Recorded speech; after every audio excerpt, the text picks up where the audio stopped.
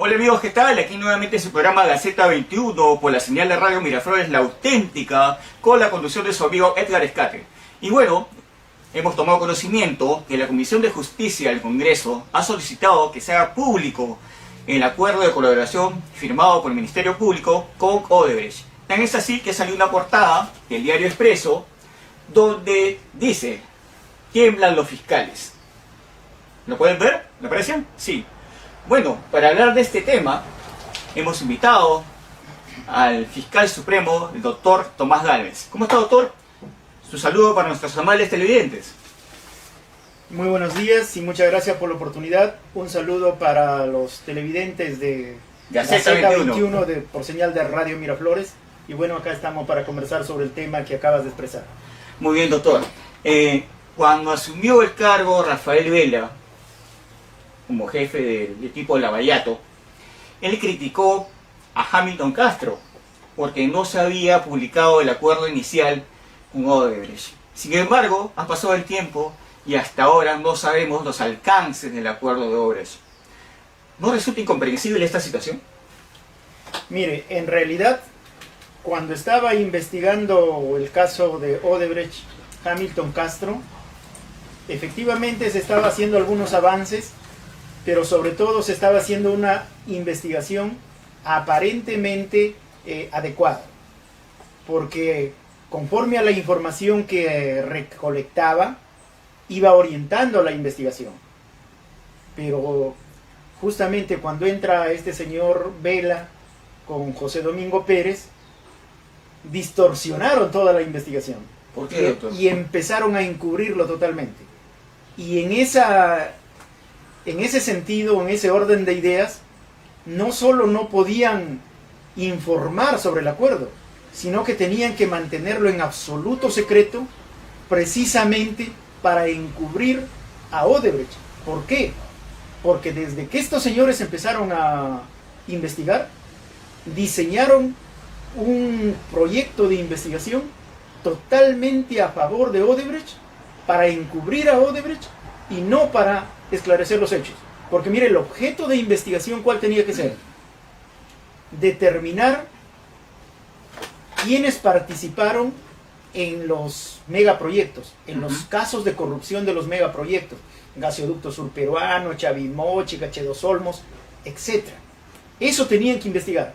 ¿Qué empresas, qué funcionarios del Estado y qué representantes de las empresas participaron? ¿Cuáles fueron las coimas? Y sobre todo, la ruta de las coimas, de las ganancias ilícitas, la ruta del dinero. Eso se tenía que investigar para sancionar a los responsables y para recuperar el producto del delito, las ganancias ilícitas. Nada de eso se hizo, sino que se distorsionó y se empezó a investigar aspectos tangenciales, accesorios, como por ejemplo el financiamiento de campañas que no era delito en ese momento. Y otro caso como por ejemplo el sacar pruebas sobre la responsabilidad de Toledo. Ese caso estaba totalmente resuelto, había pruebas de sobra. Y sin embargo, a eso se dedicaron y después a otros puntos irrelevantes y distorsionaron la investigación. Cambiaron el sentido de la investigación que se estaba haciendo y obviamente un punto clave para ello era mantener todo en secreto, todo lo que pudiera perjudicar a Odebrecht.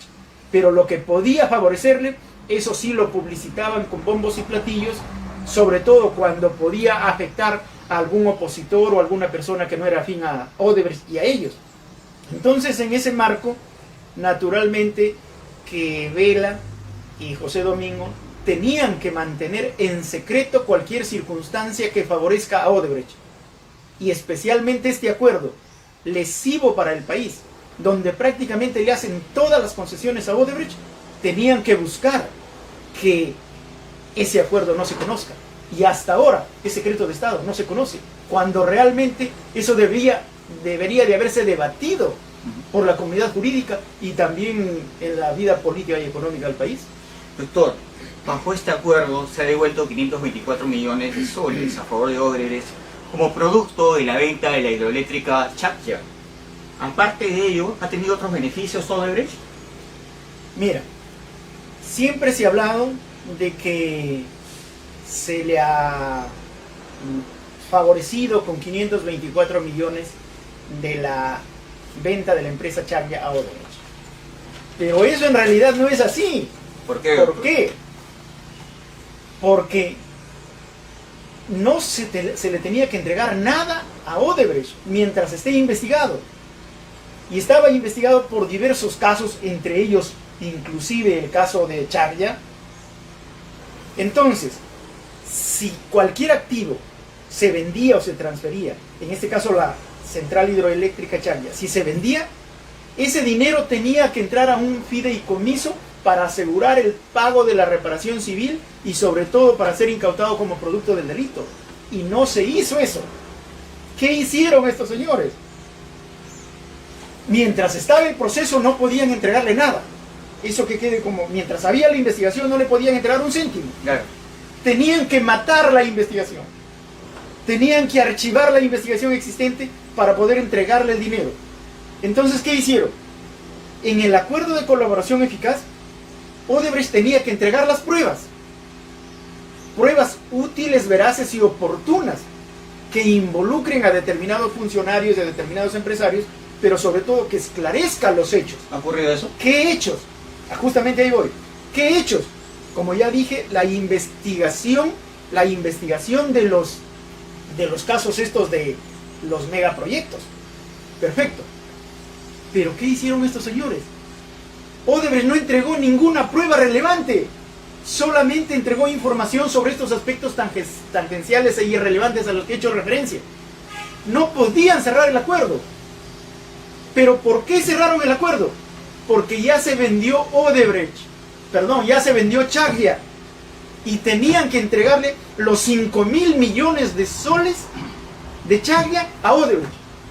Por eso, como locos, procedieron a cerrar el acuerdo sin que la empresa entregue las pruebas.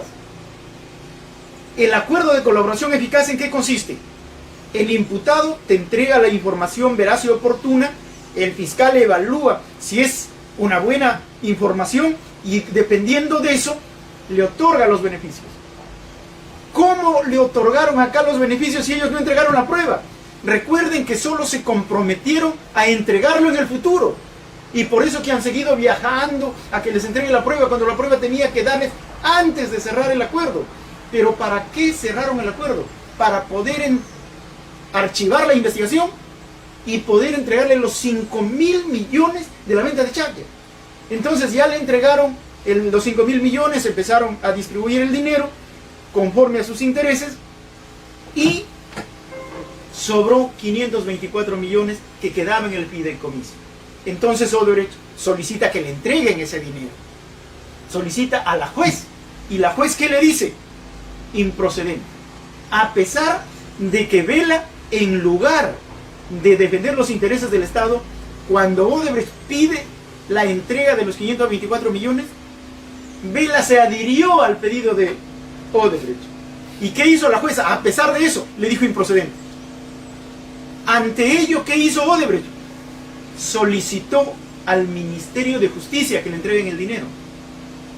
El Ministerio de Justicia, ¿qué hizo? Solicitó informe a Vela y a Pérez. ¿Por qué? Porque en la sentencia que apruebe el acuerdo, la sentencia de homologación que se llama, en esa sentencia se estableció que mientras existe una investigación o un proceso no le pueden entregar nada de dinero. Claro. Entonces, el Ministerio de Justicia, cuando pide la entrega, le dice, Vela, ¿tiene procesos? ¿Tiene investigaciones? No, no tiene ninguno, le dijo, faltando a la verdad, cometiendo delito de falsedad ideológica. Y así le entregaron el dinero. Pero entonces vea, no es solamente los 524 millones, eso fue el saldito que quedó de los 5.000 millones.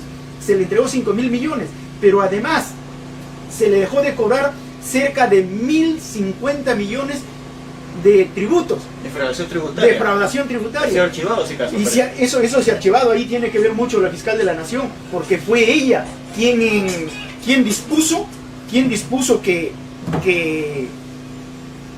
se archive ese caso en buena cuenta. A solicitud de Vela y de José Domingo, la fiscal de la Nación le entregó el caso para que lo archive. Allá hay una gran responsabilidad de la fiscal de la Nación, Zoraida Ábalos. Zoraida Ábalos. Eso por un lado. Y por otro lado, y esto ya es el acabose, los 30 millones que la misma empresa Odebrecht entregó al fiscal Hamilton como parte de las ganancias ilícitas, Vela y José Domingo Pérez le devolvieron los 30 millones de soles, diciendo que esos no tienen origen ilícito. ¿Cómo que no tienen origen ilícito si la misma empresa lo había entregado como parte de las ganancias ilícitas? Entonces, mira, le han entregado 5.000 millones de chacra. Los 524 que está dentro de eso, 524 millones, 1.050 millones en tributos y 30 millones que ya lo tenía, que estaba en poder del Estado. Pero no solo eso, sino que no le incautaron cerca de 20.000 millones de soles que la empresa todavía en ese momento tenía activos en el Perú y podían incautarle esos bienes y no lo hicieron. Pero lo más grave es lo siguiente, que al no incautarle, al no comprender los activos dentro del proceso delictivo, dentro de la investigación del delito, han permitido o permiten hasta ahora que estos señores recurran a los arbitrajes internacionales para solicitarle al país indemnizaciones millonarias, cuando en realidad todos los activos que tenía Odebrecht debía incautarlo la fiscalía. ¿Por qué? Porque era producto del delito. ¿De qué delito? De colusión y soborno. Todo eso le han regalado estos señores, pero sobre todo han encubierto la investigación, han encubierto a estas empresas, a estos señores, de tal forma que han trabajado exclusivamente a favor de la empresa y no a favor del país o de la fiscalía. Agregado de ello, se le está permitiendo a Odebrecht seguir contratando con el Estado. Ese es otro punto grave. En el acuerdo de colaboración eficaz le permiten contratar con el Estado. Es cierto que OCE los ha suspendido creo que por 3 años, y por tanto no podrían contratar en este momento. Pero ya va a pasar los 3 años, van a seguir contratando sin ningún problema. Pero lo más grave es que ya el propio Ejecutivo en estos últimos días ha sacado un decreto supremo en donde prácticamente le reconoce prestaciones en Chavimochic a Odebrecht. Así es. De tal forma que el Ejecutivo, estos fiscales, algunos medios de prensa que son propiedad de los cómplices de Odebrecht, obviamente están condicionando al Estado, al país, para favorecer a estas empresas. ¿Por qué? Porque estas empresas, especialmente Odebrecht, tienen información del Ejecutivo, del presidente, de varios funcionarios. Entonces le dice, tienes que hacer esto, y si no lo hace, lo amenaza con sacar la información, y por eso el gobierno prácticamente está arrodillado ante Odebrecht. Y estos fiscales también hay que investigar por qué se han arrodillado ante Odebrecht, porque nada sucede porque sí. Bajo esa circunstancia, existe un hecho inédito. Cuando el fiscal de la Nación, Chávarri, quiso remover a Vela y a Domingo Pérez del equipo Lavallato, el presidente Vizcarra retornó de Brasil de manera increíble para respaldar a los fiscales. ¿Esto no es una injerencia política del Ministerio Público? Decir que fue una injerencia es ser muy benevolente. ¿Por qué? Porque no fue una injerencia. Vizcarra dirigió la toma del Ministerio Público por parte de los encubridores de Odebrecht, porque justamente él era el principal interesado en que no se esclarezcan los hechos, porque él está vinculado totalmente con actos delictivos de Odebrecht. Entonces, no es que realizó una injerencia, sino vino a defender sus intereses, porque si cambian a esos fiscales, obviamente podía salir al descubierto la vinculación delictiva que él podría tener con Odebrecht y las demás empresas. Claro, porque él fue presidente del gobierno regional de Moquegua y está vinculado con las empresas del Club de la Construcción. Efectivamente. Y es más, no sé si ustedes se enteraron, circuló una información, sobre todo por las redes sociales, en el sentido de que un colaborador eficaz estaba solicitando a José Domingo Pérez acogerse a la colaboración para dar información sobre esos casos, especialmente contra el presidente, pero no le permitieron entregar esa información y el caso ha quedado en nada. Entonces, por eso que uno de los principales interesados en que no se investigue es precisamente el Ejecutivo. En el discurso del 28 de julio, el presidente sufanó que gracias a su gestión usted ha sido suspendido por la Junta Nacional de Justicia. ¿Qué le parece ese? esa expresión. Bueno, creo que no necesitaba ufanarse, porque todo el mundo sabía, tal como ya lo acabamos de decir, de que él estaba dirigiendo a las instituciones vinculadas a la administración de justicia. El Ministerio Público ya lo ha tomado a través de Pablo Sánchez y de Zoraida Ábalos. En el Poder Judicial muchos jueces también están totalmente influenciados. La Academia de la Magistratura está tomada por él también, a través de Zoraida y de Pablo Sánchez igualmente. Que han sido ratificados. Y la Junta Nacional de Justicia lo han puesto con ese propósito. Gran parte de los miembros de la Junta o de gente que trabaja en la Junta tienen intereses con Odebrecht. Es más, si ustedes recuerdan, el presidente de la Junta Nacional de Justicia, Aldo Vázquez, él ha salido a defender en todo momento el acuerdo de colaboración eficaz. Si ese acuerdo no se ha publicitado, ¿por qué ha salido a defenderlo? Porque tiene una consigna, pues. Entonces, ciertamente sí. Si yo soy la única persona, el único fiscal que está solicitando que se investigue a Odebrecht, que se incaute el dinero que nos han robado, obviamente soy totalmente incómodo para Odebrecht y para la gente que simpatiza con ellos. Uno de estos es el señor Aldo Vázquez y los demás que están ahí en la Junta. Y desde luego que Vizcarra más o menos tiene una influencia total en la Junta. Claro. Por eso es que no necesito explicarlo, sino él reconoció que gracias a él me han suspendido, lo cual significa que él ha digitado la decisión de la Junta. Por eso es que voy a dirigirme a los organismos internacionales, porque aquí es una persecución política total en mi contra desde el propio presidente y de las demás instituciones. Hay que agregar que Aldo Vázquez fue ministro de Justicia en la época del gobierno de Humala, y que Humala de alguna manera tiene influencia sobre Vizcarra. Ya lo hemos visto, un cateriano, Aldo Vázquez, Fabiola Muñoz y todos los ministros que han estado y que han trabajado durante la época de la pareja presidencial Humala-Heredia. Efectivamente. Doctor, la única fuente del derecho penal es la ley. Sin embargo, Rafael Vela Barba sostiene que no importa la legalidad, sino la legitimidad. ¿Qué le parece esa transgresión a los principios jurídicos? Mire, en realidad para ver estos casos complejos, emblemáticos, necesariamente tenía que estar una persona con formación jurídica. Una persona que por lo menos, básicamente, tenga clara la idea que estás expresando. Pero estos señores no tienen ninguna formación, son ignorantes totales. No tienen formación jurídica. Porque fíjate, un abogado con una mínima formación no puede sostener semejante disparate.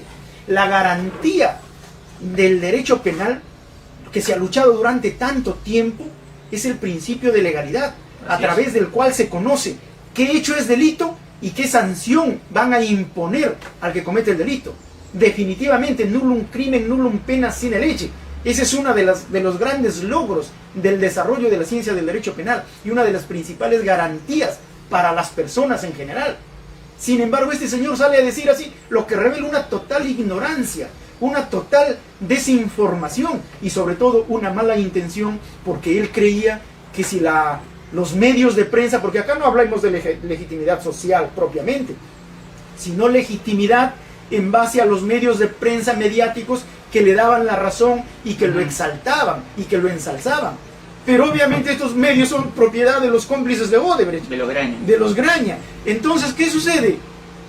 Este señor habla de legitimidad cuando, si ustedes revisan las redes, el 90% de la población los llama de delincuentes para abajo.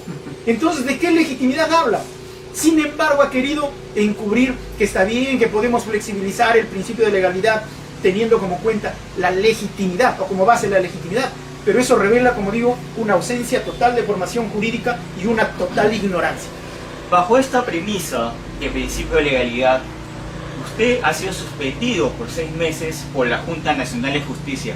¿Bajo qué indicios, qué argumentos, qué medios probatorios usted ha sido suspendido? Y en todo caso, dígame, ¿por qué a usted se le involucra en la denominada organización Los Juegos Blancos del Puerto? Se me has hecho una pregunta como que tiene como 50, pero no importa. No es que la Junta me haya suspendido, el que me ha suspendido es Vizcarra, ya lo ha dicho en su discurso. Él me ha suspendido. ¿Qué elemento probatorio hay? No hay ninguno. Absolutamente ninguno. ¿Qué cosa refiere la Junta? Que en los recortes periodísticos se establece que yo habría cometido falta grave. Esa es la gran prueba que existe. ¿Pero qué recortes periodísticos? Si los recortes periodísticos, ¿de qué periódicos? De La República, del Comercio, Perú 21. Y esos son precisamente de los Graña. Mejor dicho, de los cómplices de Odebrecht. Los socios de Odebrecht. Entonces, los cómplices, porque están o coautores de varios delitos, no solamente socios. Entonces, ¿cuál es la figura? Elemento probatorio en mi contra no hay absolutamente ninguno. Que pertenezco a los cuellos blancos, eso lo inventó Pablo Sánchez. ¿Para qué?